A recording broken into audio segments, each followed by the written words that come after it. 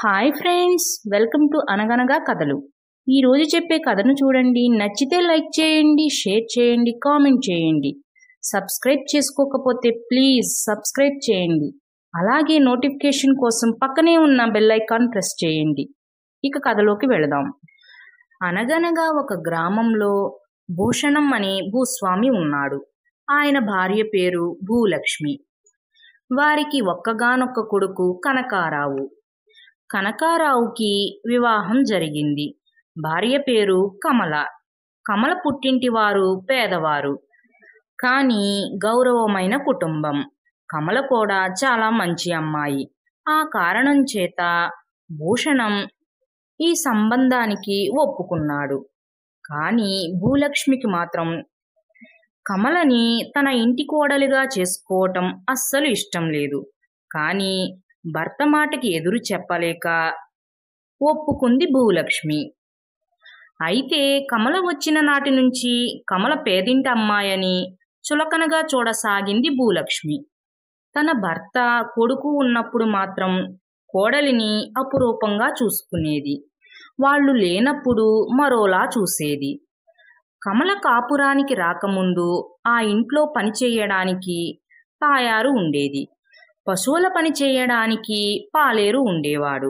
అయితే కమల కాపురానికి వచ్చిన దగ్గర నుంచి వాళ్ళిద్దరినీ మానిపించేసింది భూలక్ష్మి.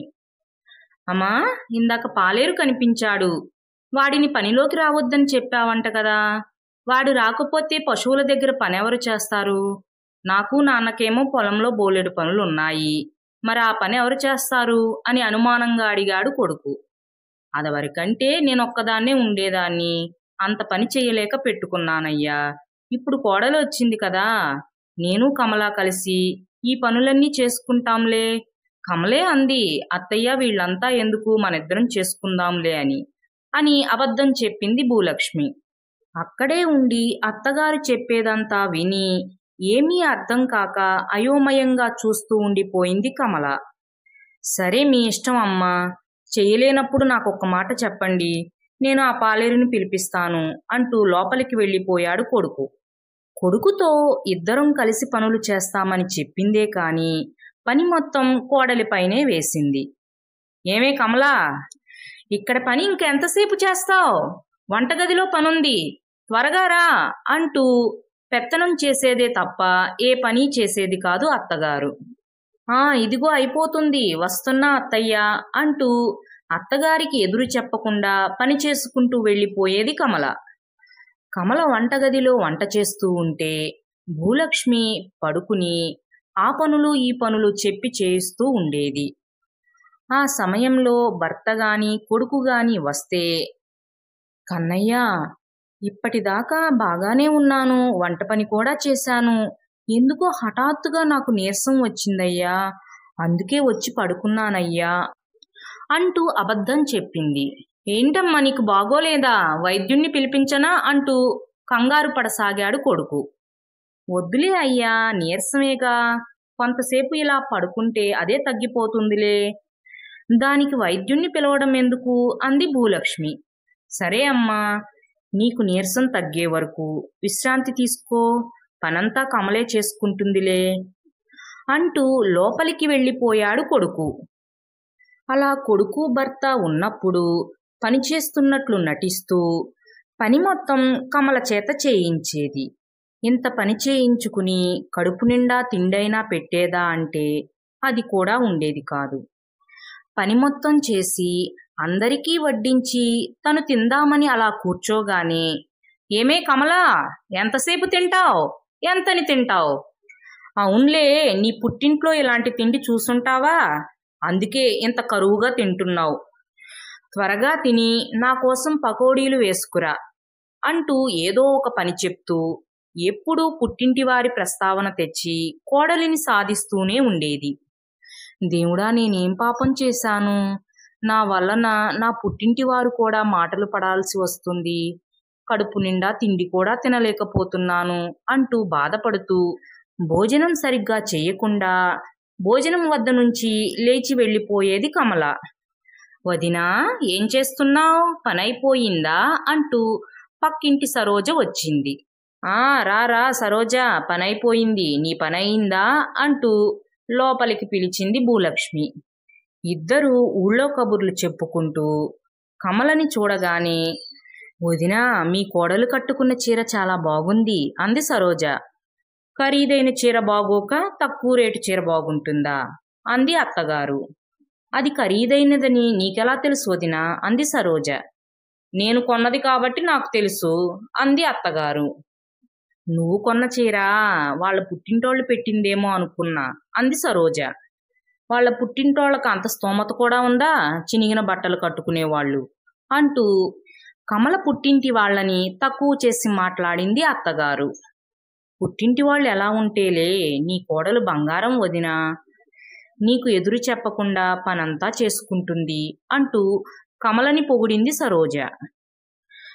చాలే, పనంతా అది చేయడమేమిటి, నేను చేస్తే నేను పనంతా చేసి ఏదో పై పని దానికి అప్పచెప్పి వస్తాను. ఆ పని చేయడానికి అన్ని గంటలు చేస్తుంది. చూసేవాళ్ళందరూ కమలే పని చేస్తుందని నేను ఇలా ఊరికే కూర్చుంటానని అనుకుంటారు అంటూ అబద్ధం చెప్పింది భూలక్ష్మి. నువ్వు చెప్తే మాత్రం నమ్ముతామా ఏంటి?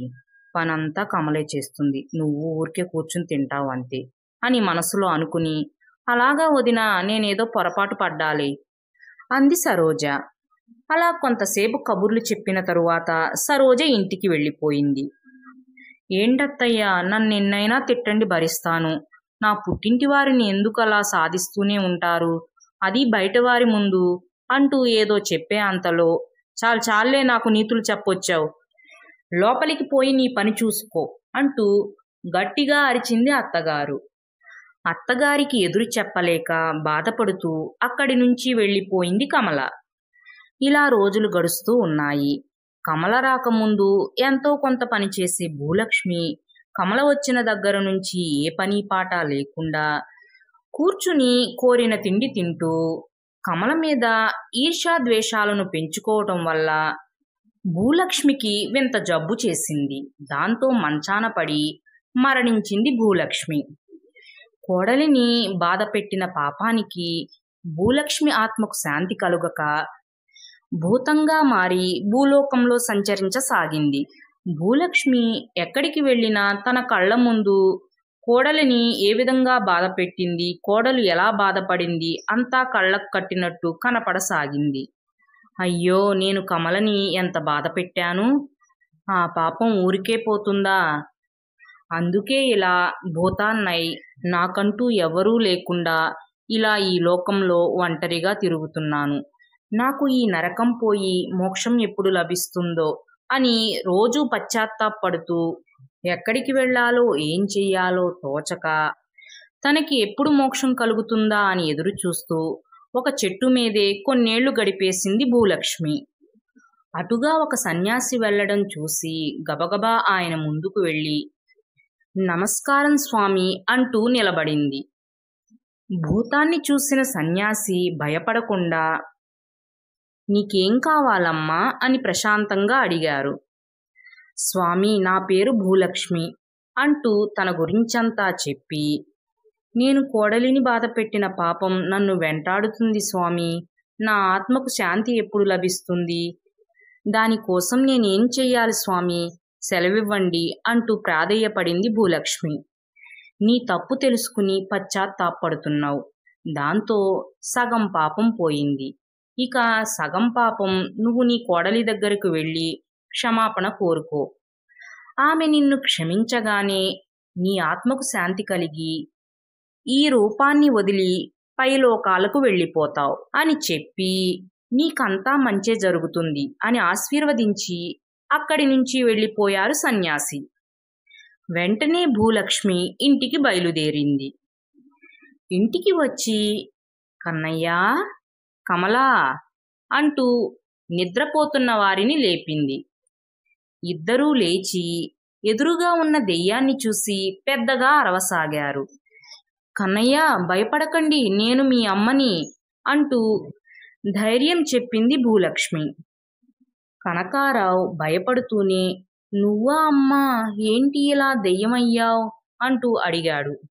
అయ్యా, మీకు తెలియకుండా కమలని నానా కష్టాలు పెట్టేదాన్ని, ఆ పాపం ఊరికే పోక ఇలా దెయ్యాన్నయ్యానయ్యా అంటూ, కమలా, నేను నిన్ను ఎంత బాధ పెట్టానమ్మా. అయినా నువ్వు నాకు ఎదురు చెప్పకుండా నీ మనసులోనే బాధపడేదానివి. ఆ బాధంతా ఇప్పుడు నేను అనుభవిస్తున్నానమ్మా. నేనెంత పెద్ద పాపం చేశానో చనిపోయిన తరువాత తెలిసిందమ్మా. నన్ను క్షమించు కమలా అంటూ క్షమాపణలు కోరింది భూలక్ష్మి. అయ్యో, నేను క్షమించటం ఏమిటత్తయ్యా? మీ మీద నాకు ఎలాంటి కోపమూ లేదు. మీ తప్పు మీరు తెలుసుకున్నారు. దాంతో నా బాధంతా పోయిందత్తయ్యా అంటూ చెప్పింది కమల. నా మీద నీకు కోపం పోయిందన్నావు, అది చాలమ్మా. ఇద్దరూ ఆనందంగా నిండు నూరేళ్లు జీవించండి అని ఆశీర్వదించగానే భూలక్ష్మి ఆత్మకు శాంతి కలిగి ఆ రూపాన్ని వదిలి ఆ లోకాలకు వెళ్ళిపోయింది. ఫ్రెండ్స్, ఈ కథ మీకు కూడా నచ్చిందనే అనుకుంటున్నాను. Thanks for watching. మరో మంచి కథతో మళ్ళీ కలుద్దాం. అప్పటి వరకు సెలవు. Take care. బాయ్.